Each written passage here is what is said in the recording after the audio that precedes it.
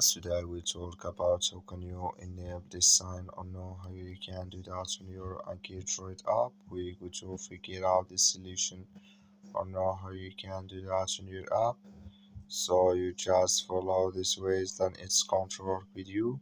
So all you have to do, so you just go above this sign, click on it here. So then it's going to show for you a list like this here. So then all you have to do now, you just click here on settings here. So then it's going to take you to next here. It's going to show for you like this. You click here on general here when you just click on it. So then you come to this list. Then all you have to do now, just go down here, come here to press back twist to go back. So you click in this sign. Then like you see this color for us. That's all. Thank you for watching.